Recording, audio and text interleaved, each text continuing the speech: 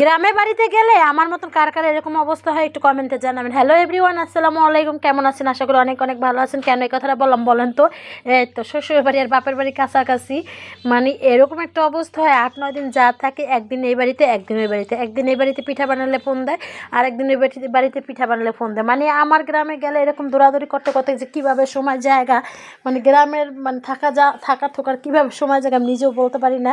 আর দেখেন ভিউটা কত সুন্দর, মানে আমি প্রত্যেকবারে গ্রামে গেলেই এরকমই হয়, দেখা যায় একদিন দুই দিন ওই বাড়িতে মানে আমার শ্বশুর বাড়িতে থাকা পড়ে, আবার একদিন দুই দিন আমার বাপের বাড়িতে থাকা পড়ে। আর যেই শীত গ্রামের বাড়িতে, কয়েকদিন কলম ব্লগ ভিডিও দিতে পারি নাই, প্রায় 4-5 দিন তো আমি একবারে অ্যাক্টিভ ছিলাম না। অ্যাক্টিভ থাকবোই কীভাবে, আমার পেজটাই তো নিয়ে গেছিলো, কে কে নিয়ে গেছে আমি নিজেও জানি না। পর আল্লাহ রহমতে একজনটা ঠিক করছি, পেজটা আবার ফিরে পাইছি। মানে সবাই দোয়া করবেন, এত পরিশ্রমের পেজ যদি চলে যায় তখন কার না খারাপ লাগে। আমি কয়েকদিন কম ব্লগ ভিডিও রিলস ভিডিও কিছুই দিতে পারি নাই, কারণ অনেক কষ্ট লাগছে আমার পেজটার জন্য। আমি কান্না করে দিয়েছি। 25,000 পরিবার হোক, আমি 1 টাকা ইনকাম এখনও করি নাই, তারপর ওঠা জানি বাচ্চাদের মতন লালন পালন করে এই পর্যন্ত আনছি। তো যাই হোক, এই বিষয়ে পরে কথা বলি।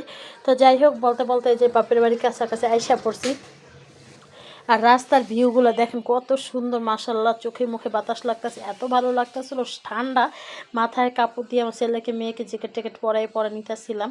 মানে প্রচুর ঠান্ডা ছিল, একবার চোখের দিক তাকানোই চাইতেছিল না, এত বাতাস। মানে গ্রামে তো অনেক শীত, প্রচুর শীত, মানে আমার তো মুখে গোটাকাটি উঠে গেছে। তো যাই হোক, এদিকে বলতে বলতে বাপের বাড়ি আবারও চলে আসলাম। বাপের বাড়ি থেকেই হলো যাইতে হবে ঢাকা, কারণ আমার ছেলে হয়েছে দাদা বাড়িতে বেশি থাকতে চায় না, অনেক কান্নাকাটি করে। 2 দিন থেকে আসলাম, তারপরও মানে এত কান্নাকাটি করে বাড়িতে গেলে মানে থাকতেই চায় না, এরকম একটা অবস্থা হয়।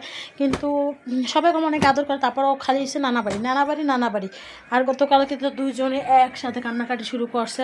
মানে এদিকে এসে পর আমার ছোটো মেয়েও ছিল, আর এদিকে তাই তো বলতে বলতে বাপের বাড়িতে চলেই আসলাম। আর এদিকে দেখে আইসা ভাবি পিঠা বানাইতেছে, সব মায়ের পিঠা বানাইতেছে, কাটা পিঠা। আর এদিকে হলো তেলের পিঠা ভাজতেছিল, মানে এত মজা করে খাইতেছিলাম মায়ের হাতে পিঠা। একবার মায়ের গরম গরম নিয়ে আসছেন, বলতেছিলাম এগুলো তো সকালে ভালো লাগে, পরে বলতেছে একটু দেখ কি মজা হয়েছে, এত মজা, খেজুরের গুড় দিয়ে রোজ দিয়ে বানাইছে।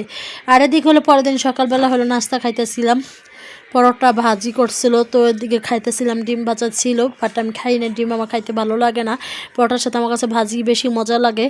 আর এদিকে হলো মার খেতে যাব, মানে মায়ের সবজি টবজি লাগাইছে, যেহেতু আমি সবজি প্রেমিক। আর দেখেন মার হাতে ধনিয়া পাতা কত সুন্দর হয়েছে, মরিচ গাছে মরিচ হইয়া মানে এত মরিচ হয়েছে, সিম গাছে মরিচ গাছে অনেক মরিচ, সব কিছু হয়ে রয়েছে। যে আমাদের কলা বাগান অনেক কলা গাছ। আর এদিকে দেখি মার গাছে সিম হয়েছে অনেক, বলতেছিলাম মা বিকালবেলা এসে ঢাকা নিয়ে যাবো সিম, বলতেছে নিয়েও। তো বিকালবেলায় দেখেন সিমগুলো কত সুন্দর থকনা থকনা হয়ে রয়েছে, পেঁপে সিম এগুলো বিকালবেলা সেরতে যাব, কারণ দুপুরবেলা যতটুকু আমার মার প্রয়োজন অতটুকু নিয়ে আসছে। আর এদিকে দেখেন আমার পাকনা বুড়িটা কী হয়েছে, আমার ভাবি রান্না করতেছিলে, বলতেছে তুমি ভাত খাবানি, বলতেছে মাথা ঝুলাইছে। পরে ভাবি আবার প্লেটে করে আলু দিয়ে ভাত মাইখা দিছে।